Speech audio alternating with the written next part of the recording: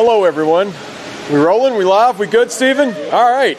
It is cold and it is wet in Milwaukee. We don't care. It could be snowing. It doesn't matter. The Cats are moving on. They beat Illinois 84-75 in the second round. Jack Pilgrim, I know you want to scream if you just want to let one out now. Jack's going on to the second weekend of the NCAA Tournament for the first time. We're all very excited. If the Cats won this game as an underdog, a rare underdog, as the better seeded team, they won throughout the game. I think Illinois was up 5-4, and after that, Kentucky led for 37 and a half minutes, led by Kobe Brea, matched a career high with 23 points. He was in fuego, could not miss, including a 10-2 run all by himself in the second half that helped put it away. Lamont Butler, he's back, looked like an old self. He had 14 points, 3 steals, 5 assists, big game for him. A lot from Otega Owe, who played only 6 minutes in the first half. Then when he checked in the second, played great. But what a performance by the Cats. Really across the board, everyone looked good. When you beat a team like that, controlling the game for 37 minutes, Jack, that was kind of a whooping. Illinois would get close, but Kentucky always had an answer.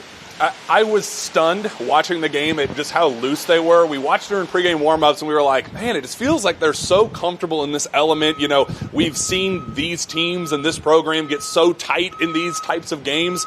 I was tight. I know Tyler was tight, Drew was tight. But it felt like every player out there was just like, hey, man, it's Illinois. Let's just go out there and win. Let's go advance to the Sweet 16.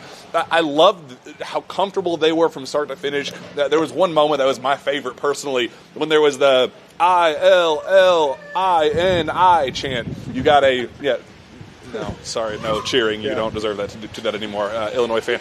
But during that chant, Lamont Butler was kind of looking up at the crowd, and he just kind of had this big grin on his face and just started laughing. Weather's great out here. And it really reminds me back home at Rupp Arena after games. It reminded me of Steven Johnson's 2016 Louisville game that, like I love this. It's LaMarche, baby. You can say that word on YouTube. It was LaMarche. LaMarche was great. Lamont was wonderful. I know Kobe Brea was the leading scorer, but Butler, I think we were most excited to see.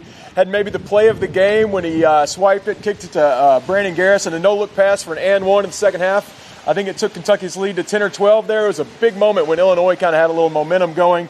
Tyler, Mark Pope, predicted this game was coming from Butler, and then you asked him about the prediction in the post-game press conference. Yeah, so yesterday Pope said that he felt like an amazing game was coming for Lamont Butler today, and I think all of us were like, that'd be really great. But it happened, and it was amazing. And Butler, he had 14 points, 10 of those in the first half at least. It was for the first time since mid-January that he had 2 threes in one game. I mean, on the defensive end, obviously he was a huge difference maker. That steal and dish to, I forget who it was, Garrison was awesome. I mean, he was just playing on a different level. It was back to the Lamont that we know and we need, and in part because he was wearing a different brace today. He said in the post-game press conference he was wearing a brace that was a little less restrictive, so it allowed him to play a little more free. And you get to just tell, like, his passion, his energy just was contagious, and it just fueled the rest of the team. I loved it. Brea, Butler, and Owe carry the scoring, but let's shout out the other point guard, Jack. Colin Chandler had 3 steals by halftime, played great defense. He's clearly broken through. He's become a great contributor. He had 2 3-pointers in the game for the second game in a row, one from the logo. I mean, just the confidence on this kid from a guy who a couple months ago it was obvious when he had the ball. It looked like he didn't belong. Now he's taking logo threes from the March Madness sun. Yeah, Latter-day Shea was just so good. There's just something about this kid. We talked to him afterward. I was like, what gives you the confidence to just launch from the logo? And he said, well, I've actually been attending the Kobe Brea Shooting Academy. I asked Kobe what it was like, what type of student he was in that academy. He says that he's been learning great and clearly is showing in the biggest moments. I mean, can't believe it. And it's not even just the offense. It's not even just hitting the shots. He's been so amazing defensively. And, that's a tough guard. I mean, he's going up against some pros that will very likely hear their name called in the draft over the next couple months. They now get to begin their draft process, by the way. Shout out Illinois in their draft prospects. But it's really cool to see him just kind of find that confidence and be like, oh, I was a former top 30 recruit in the country for a reason.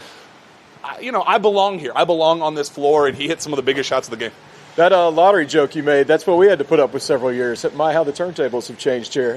Amari Williams should have had a double-double if not for missing every single layup possible in the first half. If you're like me, you're ripping your hair out because he could not finish early in the game, but he finished with 8 points, 10 rebounds, And we mentioned Lamont's steal as a play of the game. Amari had another coast-to-coast dunk that was pretty special, but a big game from Amari. And Tyler, I want to know, I know you want to rave about the secret behind that game, because we had a very fun press conference. In fact, before we get to Tyler, I overheard Pope tell Amari Williams that he's actually going to do the opening statement in the press conference, which is a big deal on that stage. And if you know Amari at all, he does not speak. He does not have a lot to say.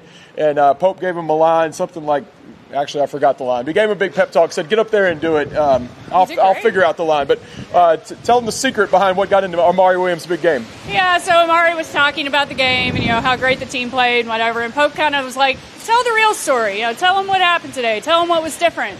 And it turns out he had Weetabix, which I don't think anybody knew what Weetabix was in Kentucky before today. It's an English cereal that it's like whole grain biscuits that you crumble up and put milk on. And Amari, before the Troy game on Friday, that morning he had 4 pieces of toast for breakfast, and the staff was like, that's not nearly enough, you need more. And so Pope was like, what did you used to eat growing up? He said he ate Weetabix. They found an international store here in Milwaukee, got some Weetabix, and he, Mark Pope, and Brandon Garrison had Weetabix this morning, and clearly it worked. I mean, we all have to try Weetabix now, right? Apparently it's a very healthy cereal, so in turn it's not really that good. It doesn't taste that good, but they put warm milk and sugar on it, and I mean, you can't argue with the results. So it's Weetabix all the way to July, right? It is odd to be talking about cereal before the Sweet 16, but the guys were very loose up at the press conference. They were actually very, very, very funny. I looked up my tweet because I had forgotten the line there. Pope told them to bring the thunder right before they sat down. But they were really funny up there. Like someone asked how Weetabix tastes, and then Amari Williams like, it's not very good. And then Pope said, no, you're trying to get an NIL deal. How is it? He's like, oh, it's amazing. It's outstanding. It's great. And then Pope backed it up too. But I think it's easy to be loose in the press conference when you just won a game, as they did, and you're moving on to the next weekend. But they just seem to be loose throughout the whole game, even in the beginning, Jack. Yeah, I can't believe it. I mean, again, we've seen this program just be so tight for game after game. And like even down the stretch when Illinois would hit some big shots, we got just big moments in like that Lamont sequence where he gets the steal and finds Brandon Garrison. Like that was one of those deals that the ball would have bounced the wrong way for Kentucky the last several years. There was just something like just that was not allowing Kentucky to advance to the second weekend, and just to see them, eat it up, hit big shots. Kobe Bryant said that the rim felt like it was an ocean. Everything he was throwing in, he was hitting everything. The confidence that they had to do that. Ansley Almanor, after barely playing the last several games, he hits a big shot. He hits 2 big free throws at the very end to push it back above double digits and just kind of seal the deal. So a lot of really feel good vibes from this game, but it all stems from their confidence. Yeah, defensively, I mentioned Butler had a lot of steals. Chandler had 3 in the first half. But a fun fact, Illinois had 14 turnovers, and 14 of them were Kentucky steals. That's pretty impressive there. Just defensively, I thought they were great. Also, Amari Williams had a great block in there. You mentioned the lottery picks. Yakachunas, I believe, 13 points, 6 turnovers. Will Riley, a name we know well, who just lit up Xavier, 5 points. I mean, those are the guys you had to look out for, and they absolutely shut them down. Now we're moving on to Indianapolis. Going to be playing the Vols. It's not a city we love, but you should go there, and you already know where you should go to get your tickets. SeatGeek. Promo code KSR10, 10% off. You know the drill by now. They've been sponsoring these throughout the postseason. But Blue, we need you in there. Tonight, not a great effort. I love everyone here, but we barely even had a fraction of that crowd. Illinois turned up. They turned out. There was a lot of orange. We don't want to see any more orange. We want to see blue in Indianapolis. So go to SeatGeek, promo code KSR10. Get in there. Cats versus Vols in the Sweet 16. So much pressure. Could be Rick Barnes' last game. Who knows? It's a great chance that we can continue the joke saying Tennessee can't go to the Final Four. We can just end it right there in the Sweet 16 before they even have a chance. What do you all think about a third game with the Vols? I mean, you beat them in Knoxville as a heavy underdog. You beat them in Lexington, a 4.5-point underdog going to the Sweet 16. You had to play somebody good as a 2 seed. Tyler, how do you feel about it being Tennessee in a city that we've been cursed in?